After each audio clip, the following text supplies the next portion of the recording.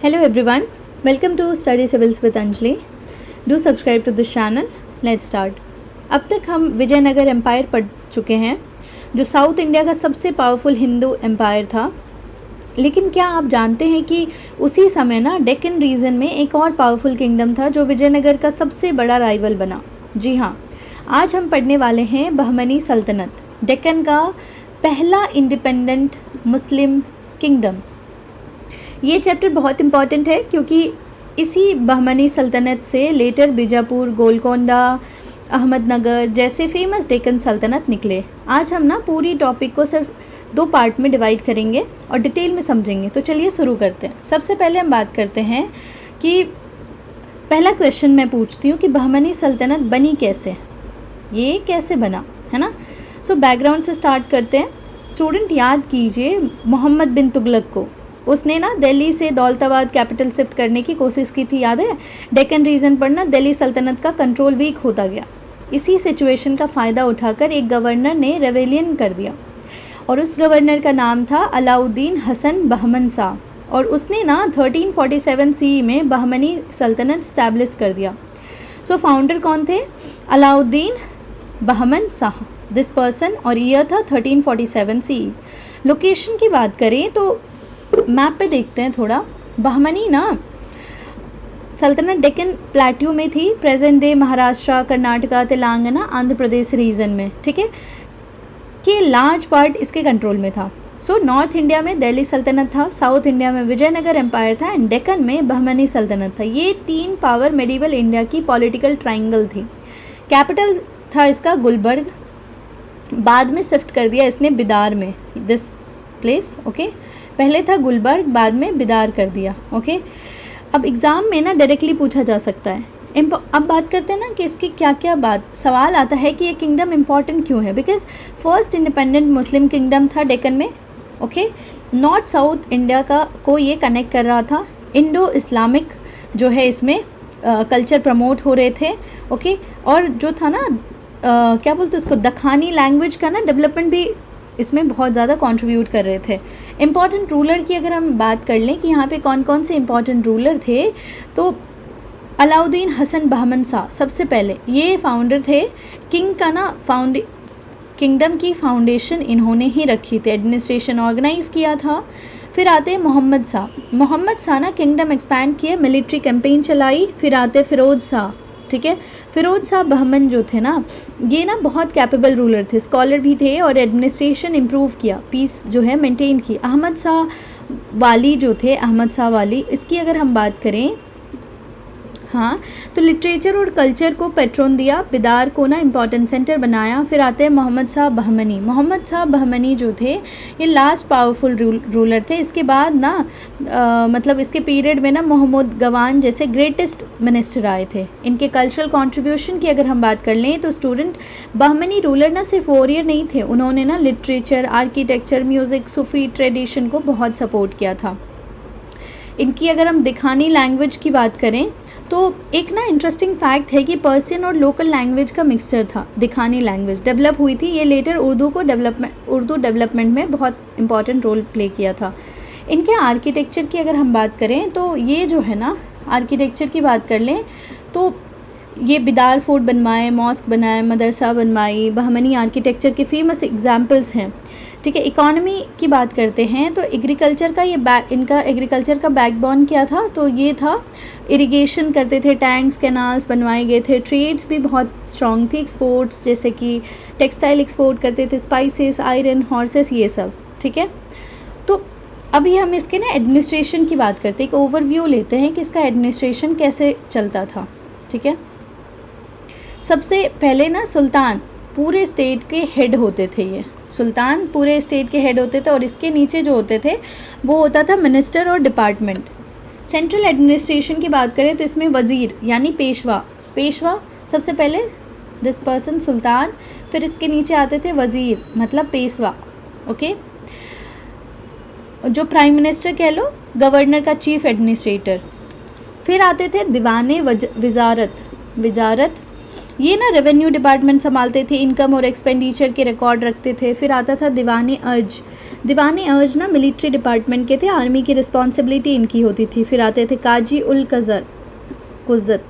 दीवाने इंसाफ भी होता था, जो बेसिकली काइंड ऑफ कम्युनिकेशन का रोल प्ले करते थे, चीज़ें हैंडल करते थे। फिर चीफ जज, जुडिशल मैटर हैंडल करते थे दिस पर्सन। फिर आता था सदर उस सुदूर, ये ना रिलीजियस और चैरिटेबल डिपार्टमेंट संभालते थे। सो आज जैसे ना गवर्नमेंट स्ट्रक्चर को देखो, प्राइम मिनिस्टर है, फाइनेंस मिनिस्टर है, डिफेंस मिनिस्टर है, लॉ मिनिस्टर, सिमिलर डिपार्टमेंट उस वक्त बहमनी सल्तनत में भी थी। प्रोविंशियल एंड लोकल एडमिनिस्ट्रेशन की अगर हम बात कर लें तो किंगडम प्रोविंस में डिवाइडेड थे। इन प्रोविंस को कहा जाता था तरफ, गवर्नर को कहा जाता था तरफदार, और डिस्ट्रिक्ट लेवल पे ना था सरकार्स, और विलेज लेवल पे एडमिनिस्ट्रेशन हैंडल करते थे। ठीक है। महमूद गवान द ग्रेटेस्ट रिफॉर्मर की अगर हम बात कर लें महमूद गवान के बारे में, तो आते हैं एक हीरो पे, महमूद गवान। स्टूडेंट अगर ना कृष्णदेव राय विजयनगर के सुपरस्टार थे, तो महमूद गवान जो थे वो बहमनी सल्तनत के सुपरस्टार एडमिनिस्ट्रेटर थे। अब बात आता है कि हु वॉज महमूद गवान, तो ये ना ईरान से आए थे, स्कॉलर थे, एडमिनिस्ट्रेटर थे, लेटर प्राइम मिनिस्टर बने। उसने बहमनी एडमिनिस्ट्रेशन को कम्प्लीटली ट्रांसफॉर्म कर दिया। इनके लैंड रिफॉर्म की बात करें, ठीक है, रिफॉर्म इंट्रोड्यूस किए थे कुछ ज़्यादा, तो इसमें ना सबसे पहले आता है लैंड रिफॉर्म के बारे में हम बात करते हैं। तो उसने ना लैंड मेजरमेंट करवाई, रेवेन्यू साइंटिफिकली फिक्स करवाया, ठीक है, करप्शन को रिड्यूस करने की कोशिश की। जैसे एक एग्जांपल लो कि सोचिए अगर स्कूल मतलब फ़ी जो है रैंडमली डिसाइड करे, सब कंप्लेन करेंगे, है ना, लेकिन अगर प्रॉपर रूल्स के अकॉर्डिंग हो तो सिस्टम फेयर लगता है। महमूद गवान ने भी रेवेन्यू सिस्टम को फेयर बनाया। इसने ना रिडक्शन किया ऑफ जागीर, यानी नॉबल्स को ना एक्सेस पावर मिल रही थी, तो उसने जागीर को रिड्यूस कर दिया। सेंट्रल अथॉरिटी स्ट्रॉन्ग कर दी। एडमिनिस्ट्रेटिव कुछ रिफॉर्म्स लाए, जैसे कि आप डिपार्टमेंट रिकग्नाइज़ किए, करप्शन कंट्रोल करने की कोशिश की, रिकॉर्ड्स को इम्प्रूव किया। आर्मी में भी कुछ रिफॉर्म्स लाए, ठीक है, ये आर्मी में भी आर्मी को रीऑर्गेनाइज़ किया, स्टैंडिंग आर्मी इम्प्रूव की, एफिशिएंसी बढ़ाई। एजुकेशन में भी बहुत ज़्यादा जो है ये किया इन्होंने, बहुत सारे जो है मदरसाज बनवाए।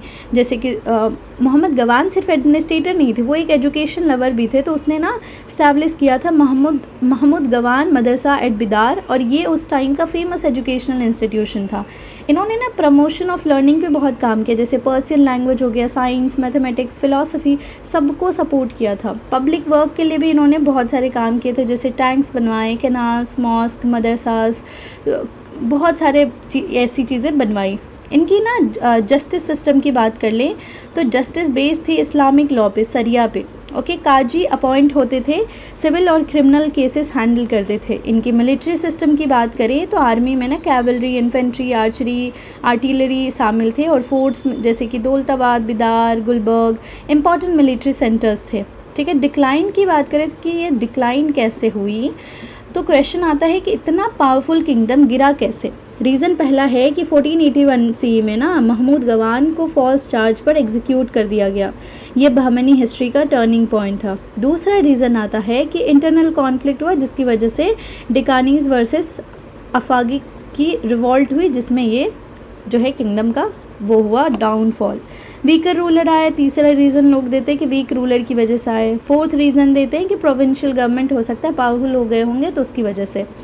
रिज़ल्ट क्या हुआ कि 1527 से तक ना सल्तनत ब्रेक हो गई और 5 डेक्कन सल्तनत में इमर्ज हुई। बीजापुर, ठीक है, गोलकोंडा, फिर उसके बाद अहमदनगर, बिदार और बेरार, इनमें ना ये जो है डिवाइड हो चुका था ये किंगडम। ओके, अब लेगेसी ऑफ महमूद गवान की बात कर लेते हैं।